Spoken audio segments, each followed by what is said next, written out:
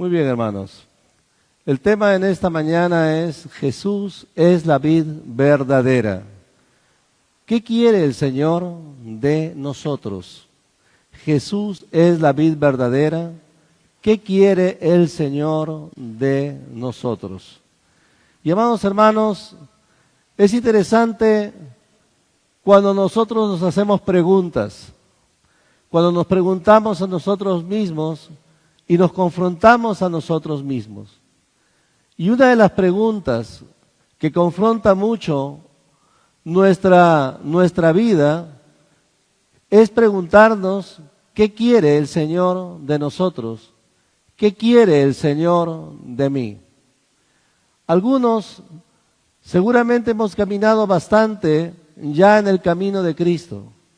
Hemos andado por este camino y hemos pasado tantos momentos de mucho gozo y alegría y también momentos de dificultad. Pero aunque hayamos pasado y hayamos transitado muchos años en este camino, habría que preguntarnos qué quiere el Señor de nosotros. Tal vez también alguno de ustedes ha caminado pocos días, pocos meses con el Señor. Pero también la pregunta sigue igual. ¿Qué quiere el Señor de nosotros? Y cuando leemos este pasaje de esta narración de Jesús hablando a su pueblo acerca de la vid verdadera, nos podemos también hacer la misma pregunta. ¿Qué quiere el Señor de nosotros? ¿Qué quiere el Señor de mí? Y vamos a ir a San Juan, capítulo 15, versículos 1 al 9, para hacer la lectura de Jesús es la vid verdadera. Muy bien, vamos a leerlo juntos. Yo soy la vid verdadera y mi Padre es el labrador. ¿Ustedes?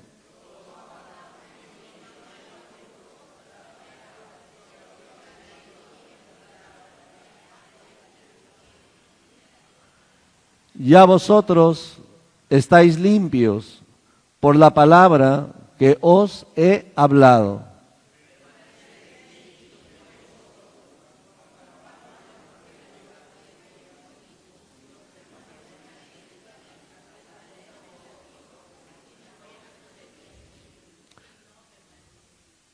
Yo soy la vid, vosotros los pámpanos.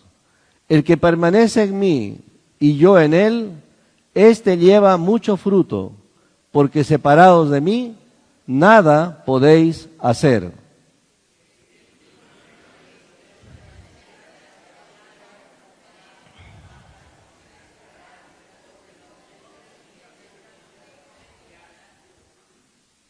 Si permanecéis en mí y mis palabras permanecen en vosotros, pedid todo lo que queréis y os será hecho.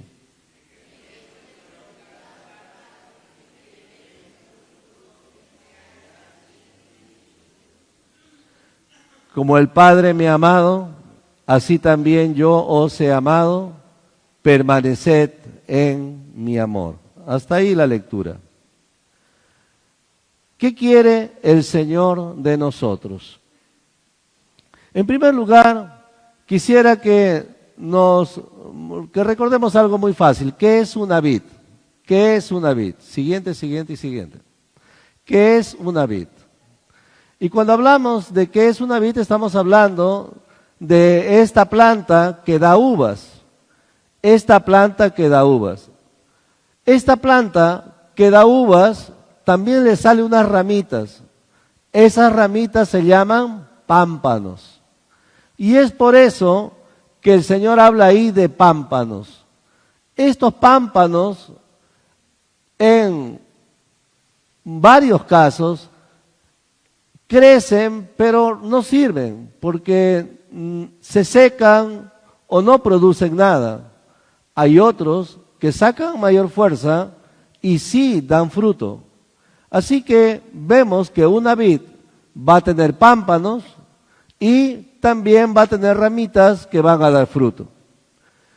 Esta vid necesita constantemente que sea trabajada, es decir, que el agricultor venga y corte el labrador aquellos pámpanos que no sirven, porque los pámpanos que no sirven más bien le quitan fuerza a la planta y le quitan fuerza a las uvas que están creciendo, por eso las cortan, porque no sirven.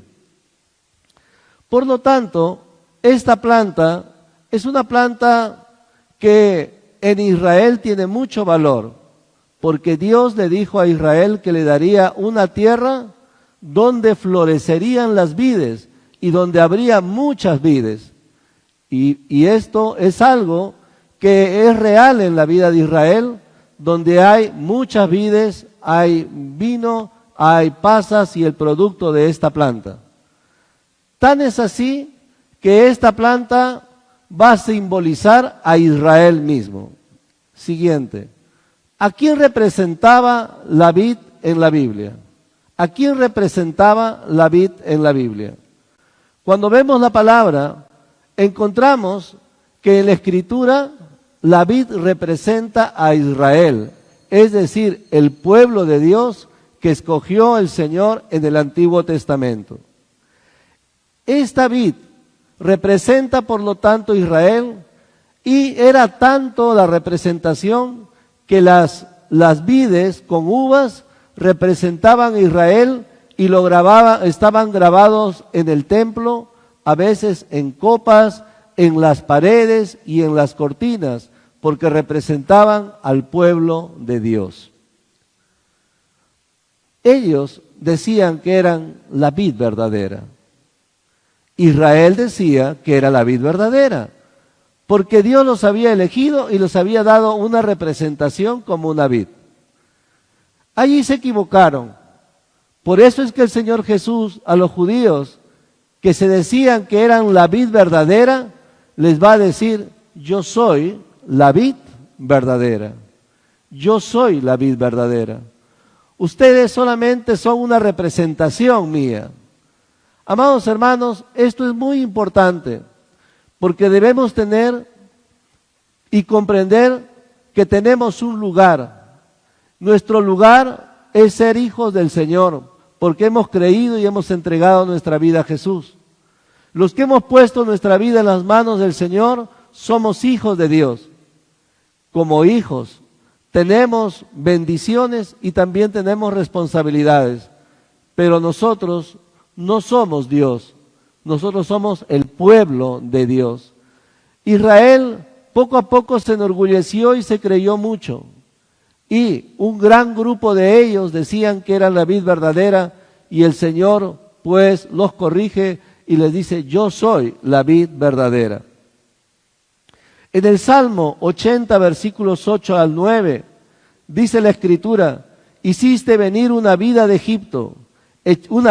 Egipto, echaste las naciones y la plantaste, limpiaste sitio delante de ella, e hiciste arraigar sus raíces, y llenó la tierra. La palabra del Salmo 80, versos 8 y 9, es toda una descripción de la vida de Israel. Israel estuvo de esclavo en Egipto, y estando de esclavo en Egipto, ahí comenzó a desarrollarse, convirtiéndose en cientos de miles, después de que habían salido unos pocos que habían salido de Canaán y habían entrado en Egipto. En Egipto crecieron, pero crecieron como esclavos. Por eso el Salmo va a decir: hiciste venir una vid de Egipto. ¿Quién es la vid? Es Israel, el pueblo de Dios. Hiciste venir una vid de Egipto, echaste las naciones y la plantaste, porque Dios se encargó de sacar a los pueblos de Canaán para que su pueblo Israel se asentara en ese lugar. Dice: e hiciste arraigar sus raíces y llenó la tierra. Israel se ubicó en ese lugar y se desarrolló en la tierra de Canaán. Pero una cosa, ellos no son la vid verdadera. Son un pueblo que Dios escogió, pero la vid verdadera es Jesús. En Isaías capítulo 5, versículos 1 y 2, la Biblia dice: Tenía mi amado una viña en una ladera fértil. La había cercado y despedregado y plantado de vides escogidas. Había edificado en medio de ella una torre y hecho también en ella un lagar. Y esperaba que diese uvas, pero que dio uvas silvestres. Isaías 5, 1 y 2. Esta profecía de Isaías que le da a su pueblo Israel, le está diciendo lo siguiente, que Dios los trajo a esta vid, la sembró en la tierra de Canaán, la puso en una tierra fértil, le sacó las piedras como todo buen labrador, le edificó una torre y luego también un lagar, es decir, un lugar para que las uvas sean machacadas y de allí se pueda sacar el vino. Hizo todo para que su pueblo viviera bien. Le dio todo a su pueblo para que estuviese conforme. Pero ¿qué pasó? Israel le dio la espalda al Señor. La mayoría de ellos se rebelaron contra Dios. Hicieron lo mismo que aquellas naciones que Dios había sacado. Muchos de ellos se contaminaron con la idolatría y con sus ídolos y con las prácticas malas, abominables que hacían en esa tierra. Y entonces el profeta les dice, Dios les dio todo, les dio la mejor tierra, los cuidó y los hizo crecer. Esperó Dios que dieran uvas, pero ¿qué dieron? Uvas silvestres. Es decir, dieron un resultado de mala calidad, dieron un resultado malo, uvas silvestres, uvas salvajes, es decir, uvas ácidas. Eso fue lo que le dio Israel a Dios. Y es por eso que esta vid que Dios sembró, Dios lo disciplinó y lo castigó, y lo sacó de su tierra y los envió por todas las naciones, y a eso se llama la diáspora. Esto es el castigo que Dios le dio a Israel por haberse portado de esa manera. Dios le dio el bien, Israel respondió el mal, y entonces Dios castigó a su propio pueblo. En medio de este castigo, Dios le dio también esperanza a su pueblo, porque Dios cuando castiga a sus hijos, no nos castiga para hacernos sentir mal y quedarnos mal. Dios nos castiga para que nosotros cambiemos, para que nosotros mejoremos, para que nosotros nos demos cuenta de cómo estamos y nos demos cuenta que necesitamos seguir al Señor con toda nuestra alma, nuestro corazón y nuestra mente. Entonces, ¿qué pasó? Este pueblo salió por todas las naciones y ahí Dios comenzó a hablar a sus corazones hasta que llegó el día de Jesús. Y en los días de Jesús, ahí estaba Israel en su tierra, aunque esclavo en su propia tierra, dominado en su propia tierra. En medio de todo eso, Israel había regresado, ya tenían templo otra vez, aunque un templo que no era lo que Dios les había dado, porque ese templo se lo dio a Herodes, un romano, el emperador romano, es otra historia, pero bueno, templo al fin.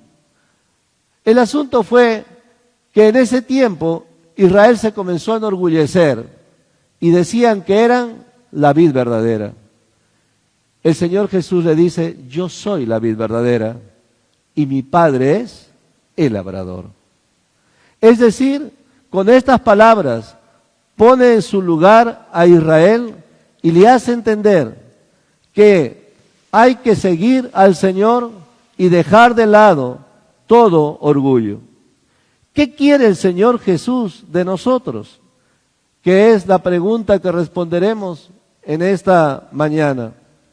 En primer lugar, quiere que conozcamos a Dios. Juan 15:1. Luego, ¿qué quiere Jesús, el Señor de nosotros? Quiere que demos fruto. Juan 15 del 2 al 3. ¿Qué quiere Jesús, el Señor de nosotros? Quiere que vivamos una intensa relación con Cristo, versículos 4 y 5. ¿Qué quiere Jesús, el Señor de nosotros? Quiere que estemos conscientes que hay salvación y que hay condenación. 4 cosas. Y vamos a desarrollar la primera. ¿Qué quiere el Señor? Primero, quiere que conozcamos a Dios. El versículo 1, la Escritura dice, yo soy la vid verdadera y mi Padre es el labrador. En primer lugar, el Señor le está diciendo a su pueblo y a ese pueblo que estaba allí escuchándole, pero que estaban alejados de Él, les está diciendo que Él, Jesús, es la vid verdadera y que su Padre es el labrador. Lo que está haciendo el Señor es revelándose, mostrándose, explicando a su pueblo quién es Dios, quién es Él. Dios es un Dios que habla, nos habla de diversas maneras, nos habla mediante la palabra profética más segura que es la Biblia, la Escritura. Nos habla a través de su palabra. Por eso, cuando nos acercamos a la Biblia, la leemos, la Biblia comienza a hablar a nuestro corazón, a formar nuestra vida y nuestra mente. Pero también Dios nos habla a través de nuestra conciencia. Despierta nuestra conciencia. Poco a poco vamos entendiendo. A veces tenemos un tanto endurecida la conciencia o encallecida la conciencia, pero poco a poco la palabra comienza a enternecer nuestra conciencia y llevándonos a tener lo que dice la propia Escritura, buena conciencia. Y Dios nos habla, porque la conciencia es como un freno que nos dice, por ejemplo, está bien, o nos dice, está mal. ¿Saben que Dios nos habla a través de la naturaleza? También a través de las circunstancias, Dios nos hace reflexionar y habla a nuestros corazones. Había en cierta ocasión un profeta que estaba muy cansado, estaba cansado de la vida, estaba agotado, estaba agobiado y comenzó por agotamiento a cometer muchos errores. ¿Saben qué? Este hombre se fue corriendo del lugar donde estaba y ya no quería servir a Dios. Y se fue a un lugar donde nadie lo encontrase. Hasta que vino un pajarito, era un cuervo, y en el cuervo traía un pedazo de torta y le dio de comer. Y él comenzó a comer. ¿Saben qué? Pasando las horas, poco a poco se dio cuenta que Dios le estaba dando descanso. Que lo que estaba viendo no era una casualidad, que el mundo natural lo esté alimentando de esa manera. Se dio cuenta de que era Dios quien lo estaba alimentando. Dios le habló por medio de esta circunstancia a través de un pájaro que le traía comida en su boca. Amados hermanos, hay tantas circunstancias y tantas maneras como Dios habla. Pero aquí el Señor se está revelando a su pueblo, mostrándole a su pueblo. Quiere el Señor que le conozcamos a Él. Por eso se presenta delante de ellos y le dice, yo soy la vid verdadera. Mi Padre es el labrador. En otras palabras, les está haciendo reflexionar, ustedes no son la vid verdadera. La vida verdadera es Jesús. La vid verdadera es Jesús. Amados hermanos, cuán importante es conocer a Dios. Y en primer lugar, tenemos que decir, Dios quiere darse a conocer. Cuando nosotros buscamos a Dios, más vamos a conocer al Señor. El Señor se va a presentar a nosotros y nos va a hacer entender cómo es Él. Cuando leamos la Biblia, vamos a entender cada vez más y más a Dios y vamos a saber cómo es Él, qué es lo que hace y qué quiere de nosotros. En primer lugar, hermanos, Dios quiere que nosotros le conozcamos, conocer a Dios. Por eso, como hijos del Señor, busquémosle a Él.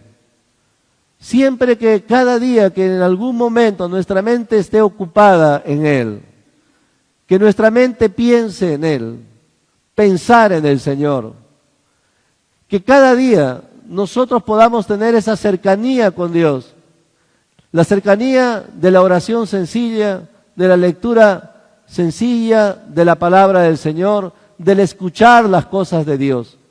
Amados hermanos, el Señor quiere que nosotros le conozcamos. Cuán importante es ser enseñado en la palabra. Y gracias a Dios, aquí en la iglesia tenemos varias oportunidades para aprender la palabra, varias oportunidades para comprender la palabra.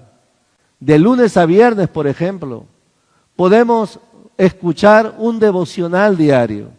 Todos los días, de lunes a viernes, están ahí los mensajes que salen por Facebook para poder escucharlos y también se van difundiendo por WhatsApp.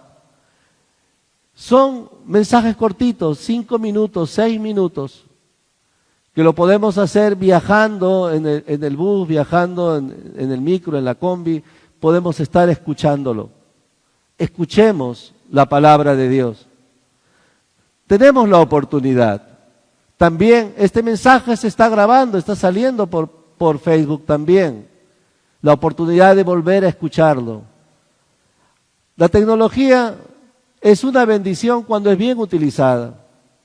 Y aquí tenemos la tecnología que podemos utilizarla para nosotros poder conocer más a Dios. Tenemos ahí la escritura para leerla y los domingos, después del culto, tenemos para la Escuela Bíblica Alianza donde hay diversos estudios para poder estudiar la Biblia. Tenemos los jueves para poder orar, venir juntos y orar. Muy aparte de la vida de oración que cada uno de nosotros tiene, ahí está la oportunidad. Amados hermanos, aprovechemos las oportunidades que nos da el Señor para estudiar su palabra. En primer lugar, quiere que conozcamos a Dios. Yo soy la vid verdadera y mi Padre es el labrador. ¿Qué quiere Jesús, el Señor de nosotros? En segundo lugar, quiere que demos fruto. Quiere que demos fruto. Es interesante cuando uno ve la Escritura. Noten el versículo 2. Todo pámpano que en mí no lleva fruto, lo quitará, y todo aquel que lleva fruto, lo limpiará para que lleve más fruto. Si nos damos cuenta, en primer lugar, el Señor quiere que llevemos fruto. En segundo lugar, dice que Él nos va a limpiar para que llevemos más fruto. Y luego, cuando vamos al versículo 8 del capítulo 15, dice, en esto es glorificado mi Padre, en que llevéis mucho fruto. Así que, en primer lugar, que llevemos fruto, nos limpia para que demos más fruto y quiere el Señor que llevemos mucho fruto. Si nos damos cuenta, es como una escalerita donde hay que llevar fruto, luego más fruto y luego mucho fruto. La clave en todo esto está en este trabajo del Padre. En el versículo anterior decía que el padre era el labrador. Pero este labrador lo que hace es limpiar a la vid. Y la limpia para que dé más fruto. Amados hermanos, ¿qué quiere el Señor de nosotros? Quiere que demos fruto. Demos fruto. Si nosotros tuviéramos una huerta y sembramos manzanas, papayas, vides, ¿para qué las sembramos? Las sembramos para que den fruto. Se espera que dé fruto. Eso es lo lógico, que dé fruto. En los campos que hacen agricultura, ¿qué hacen con las plantas que dan fruto, que no dan fruto? Pues la cortan para sembrar otras que den fruto. Porque la enseñanza que se nos da, que está en el marco agrícola, es acerca de una planta que de manera lógica debe de dar fruto. Pero también es una planta con sus diferencias, porque no solamente es una planta que dé fruto, sino también es una planta que dé más fruto y otra que dé mucho fruto. Las semillas excelentes se sacan de las plantas que dan mucho fruto. ¿Saben qué? El Señor quiere que demos fruto. Y Él está trabajando en nosotros para que demos fruto, más fruto y mucho fruto. Pero la clave en todo esto está en la limpieza. El Señor nos limpiará. Y qué importante es dejarnos limpiar por el Señor. Dejar que el Señor trabaje en nosotros, limpiando nuestra vida. El Señor hace un trabajo en cada uno, mediante su Espíritu Santo, trabajando desde dentro de nuestro corazón. Comienza a limpiar desde dentro. Porque lo que contamina al hombre no es lo que está afuera, sino contamina al hombre lo que sale de dentro. Y es por eso que nosotros debemos dejarnos limpiar por el Señor, para que del fruto que ya estamos dando, pasemos a dar más fruto. Y si estamos dando más fruto, dejémonos limpiar para que el Señor nos haga dar mucho fruto. Amados hermanos, el Señor quiere entonces que demos fruto. ¿Con qué el Señor nos limpia? Miren el versículo 3. Ya vosotros estáis limpios por la palabra que os he hablado. Ya vosotros estáis limpios por la palabra que os he hablado. La palabra de Dios es como un espejo. Y cuando vamos a la palabra, nos reflejamos nosotros en la palabra y nos podemos dar cuenta dónde estamos fallando, qué debemos cambiar y qué debemos pedir a Dios para que nos ayude en ese cambio. Amados hermanos, ya vosotros estáis limpios por la palabra que os he hablado. La palabra de Dios, cuán importante es. Nosotros somos el pueblo del libro, el pueblo que tiene la Escritura. Y saben, es la palabra del Señor la que va a limpiar nuestra vida. ¿Y cómo se va a traducir esto? Se va a traducir en fruto, en fruto. En Gálatas, capítulo 5, versículos 22 y 23, la Escritura va a decir, mas el fruto del Espíritu es amor, gozo, paz, paciencia, benignidad, templanza o bondad, fe, mansedumbre, templanza.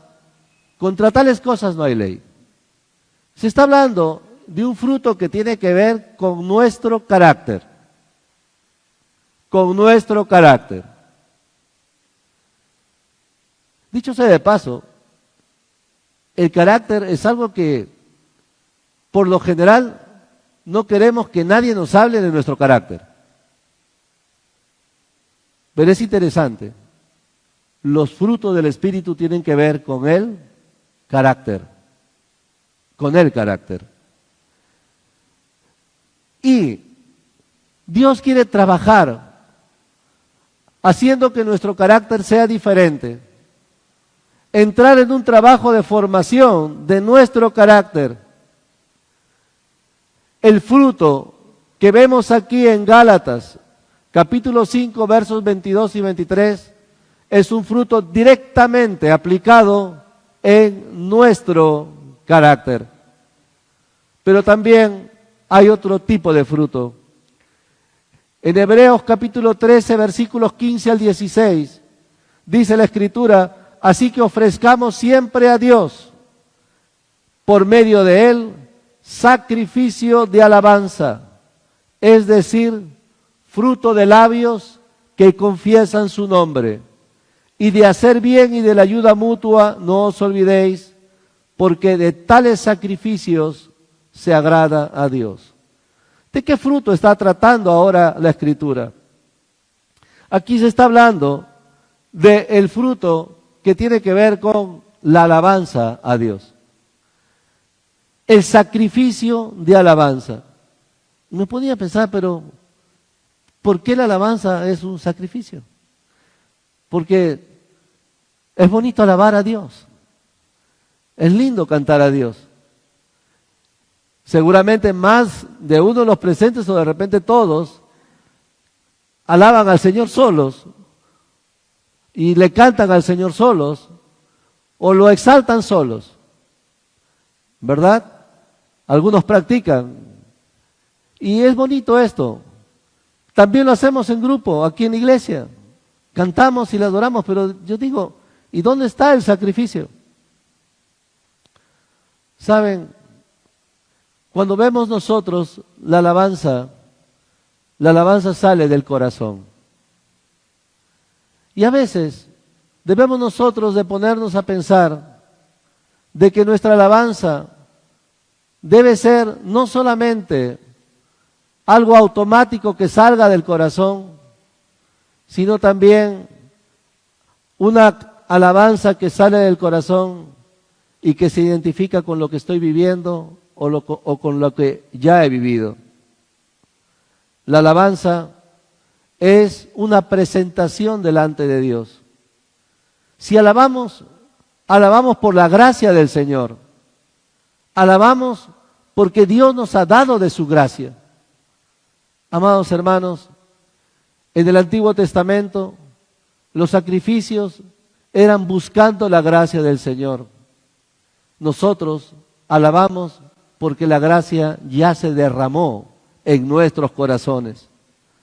Amados hermanos, podemos alabar al Señor y elevar este sacrificio de alabanza, tal vez con esta frase, sin mucho costo, porque la alabanza que nosotros le damos al Señor, la exaltación que le damos al Señor y podemos darle siempre y en todo momento, es porque Cristo ya lo ganó para nosotros en la cruz. Podemos alabar con completa libertad, porque como dice la Escritura, podemos acercarnos al lugar santísimo, en plena libertad y en plena certidumbre de fe, por la sangre de Jesucristo que Él ya ha derramado. Amados hermanos, hay algo más. Este sacrificio de alabanza tiene que ver con fruto de labios que confiesan su nombre. Fruto de labios que confiesan su nombre. Es por eso que nuestras palabras, nuestra alabanza a Dios, el confesar al Señor, es el dar testimonio espontáneo de que Cristo está en nuestro corazón y de las verdades que nosotros conocemos de Cristo Jesús. Dicho sea de paso, las palabras que salen de nuestra boca, cuando confesamos del Señor, cuando hablamos de Dios, también deben de limpiar nuestra boca. Si bien es cierto, tal vez alguno de los presentes ha tenido años hablando palabras impuras, palabras malas, lisuras o expresiones malas. Cuando uno llega al Señor, el Señor también tiene que cambiar nuestras palabras. ¿Por qué? Porque los labios que confiesan el nombre de Jesús también deben de limpiar nuestra propia boca. Amados hermanos, de tales sacrificios se agrada a Dios. También reflexionaba en este sacrificio de alabanza. El Señor de manera especial levanta hermanos y hermanas que se preparan para alabar. Tenemos cantores y cantoras, que sería la palabra de la Escritura. Aquí le llamamos ensamble en esta época. Pero los cantores y cantoras, los que cantan, los que dirigen las alabanzas, los que presiden, es todo un sacrificio. Y hay que reconocer que ese sacrificio está asociado a su alabanza. Los que se entrenan en cantar para el Señor de una manera especial, tienen que pasar horas ensayando y entrenándose para dar su sacrificio de alabanza. Amados hermanos, el Señor va a levantar y levanta en todo tiempo personas que eleven este sacrificio de alabanza, que confiesen su nombre. Amados hermanos, el Señor quiere que demos fruto del carácter, en nuestro carácter, fruto de nuestra alabanza, en nuestro hablar de Dios a los demás. Pero vamos ahora a un tercer punto. ¿Qué quiere el Señor? El Señor quiere que vivamos una intensa relación con Cristo. Amados hermanos, en los versículos 4 y 5, el Señor les exhorta a sus oyentes y les dice: permaneced en mí, y yo en vosotros. Como el pámpano no puede llevar fruto por sí mismo si no permanece en la vid, así tampoco vosotros si no permanecéis en mí. En esta primera palabra se está dirigiendo a aquellos que se están acercando a Él y que lo están siguiendo. Y le está diciendo la clave de ser cristiano. Y la clave de ser cristiano es muy sencilla. La clave de ser cristiano es seguir a Jesús. Tan simple, seguir al Señor. Por eso, aquí está diciendo: permanezcan en mí y yo en vosotros. El Señor lo que está haciéndonos entender es que si nosotros caminamos con Él, el Señor nos va a bendecir y nos va a dar toda la fortaleza para transitar en este camino. El Señor Jesús nos está diciendo que nuestra relación es una relación de permanencia. Permaneced en mí. La palabra yo en vosotros es una palabra muy profunda. Significa que Cristo está dentro de nosotros. Yo en vosotros, Cristo dentro de nosotros. Ya dijimos hace un momento que el Espíritu Santo viene a vivir en nuestro corazón. Cristo está en nuestro corazón. Desde dentro nos ayuda y nos fortalece. El permanecer en Él es tener esta plena conciencia. Cristo en nosotros. Amados hermanos, yo soy la vid, dice el Señor, vosotros los pámpanos. El que permanece en mí y yo en Él, éste lleva mucho fruto, porque separados de mí, nada podéis hacer. Esta conclusión del Señor es una conclusión para todos nosotros, porque en esta primera parte se está dirigiendo a nosotros. Cuando hacemos nuestra propia voluntad, y es curioso, a veces como creyentes, hacemos nuestra propia voluntad, hacemos lo que queremos sin tomar en cuenta al Señor, sin tomar en cuenta el consejo de Dios. El resultado es lógico, nos va mal. Así de simple. ¿Cuántas veces vemos este tipo de actitudes en medio de nosotros? O tal vez nosotros mismos lo hemos practicado. Consideramos a Dios, pero solamente lo dejamos que Él trabaje hasta allá, pero de aquí para allá es cosa mía. Lo hacemos intervenir al Señor y le permitimos que Él intervenga en el momento que estoy en el culto, pero después del culto no, nos vemos la próxima semana. De aquí en adelante sigo yo. ¿Y saben qué? Tenemos que tener este cuidado. ¿Por qué? Porque la Escritura nos está diciendo que vamos a cometer un grave error. Separados de Él, nada podemos hacer. No es que Dios se vaya y nos deje. El problema es que hay situaciones donde el Señor nos deja que sigamos nuestra propia locura.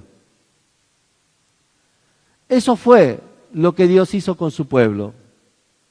Lo dejó hacer su propia locura. Y por las locuras que hacían, Dios después los castigó duramente. Amados hermanos, si reflexionamos en algunos errores cometidos, nos vamos a dar cuenta que fue en gran parte por decisiones propias sin tomar en cuenta el consejo de Dios, y a veces hasta pidiendo consejo y recibido el consejo no hicimos caso y tomamos nosotros nuestra propia voluntad y camino, y al final el resultado es el mismo, nos va mal. Algunas decisiones en la vida pues se puede pasar con el tiempo, con algunos días, pero hay otros errores que van a durar meses, otros van a durar años y otros van a durar hasta que partamos de este mundo. ¿Y saben qué? Separados de mí, dice el Señor, nada podéis hacer. No olvidemos, amados hermanos, siempre y de manera muy especial en aquellas decisiones que son muy, pero muy importantes, en especial aquellas decisiones que sabemos que puede implicar años para nosotros, años de bendición o años de maldición. Sobre todo allí, en esos momentos difíciles, cruciales de la vida, tomemos ese cuidado de escuchar a Dios. Separados de mí, nada podéis hacer. Qué lindo es cuando nos dan consejo. Y cuando sabemos que nos aconsejan bien. Yo a veces he tenido que tratar, pero si el consejo estaba bien, ¿por qué no lo seguiste? Porque si hubieron varios que te dijeron que eso no era correcto, ¿por qué lo hiciste? Y luego agachar la cabeza. Al final, los que aconsejan siguen su rumbo, pero es la persona la que lleva la carga por no haber hecho caso.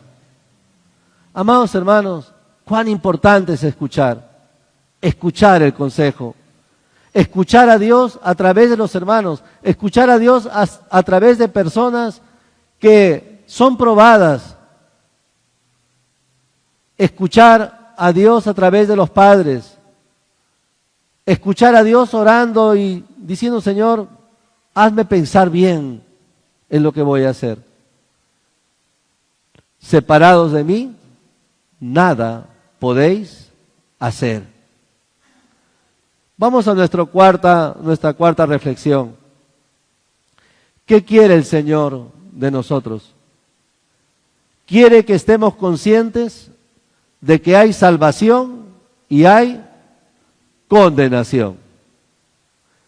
En el versículo 6 al 9, el Señor en su discurso ya se está enfocando en dos cosas: la salvación de la persona y la condenación, es decir, los caminos que están delante de nosotros.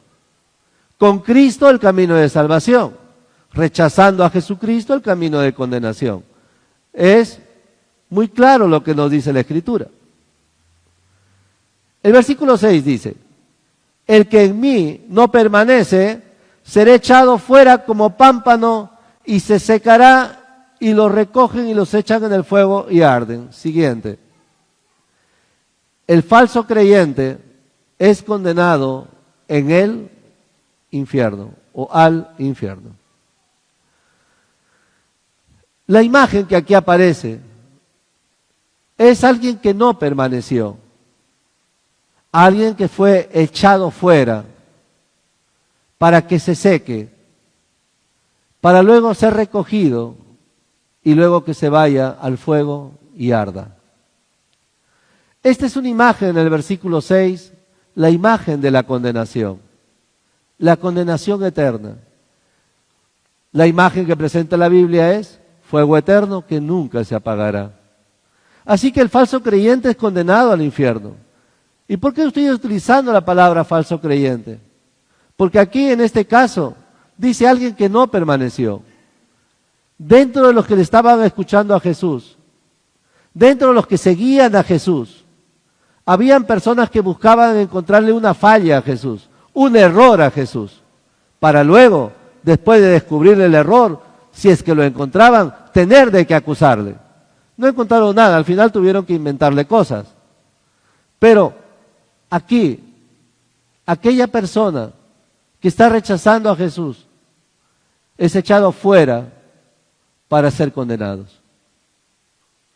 El falso creyente es condenado al infierno. Pero el creyente salvo es bendecido por Dios. Si permanecéis en mí y mis palabras permanecen en vosotros, pedid todo lo que queréis y os será hecho. Es decir, se nos da la puerta abierta de la comunicación con Dios. La puerta abierta para Dios.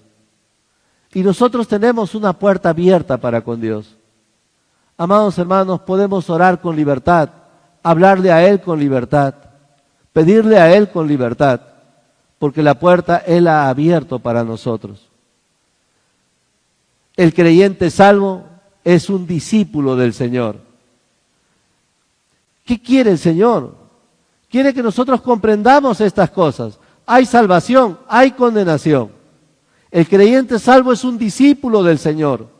En esto es glorificado mi Padre, en que llevéis mucho fruto y seáis así mis discípulos.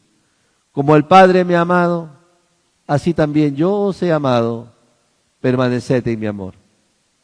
El creyente salvo es un discípulo del Señor. Más, hermanos, cuán importante es comprender que el Señor nos ama con un amor entrañable. Como el Padre me ha amado, así también yo os he amado. Sentirnos amados por Dios es algo que nosotros tenemos que orar y hablar con Él.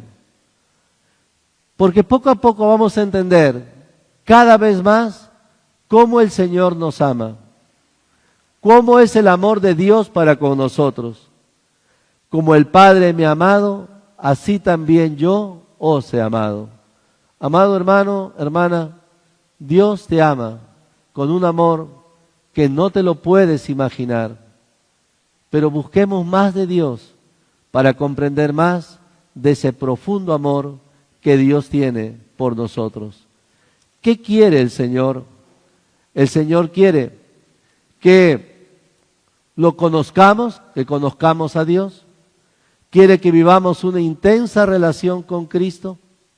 Quiere que estemos conscientes que hay salvación y hay condenación.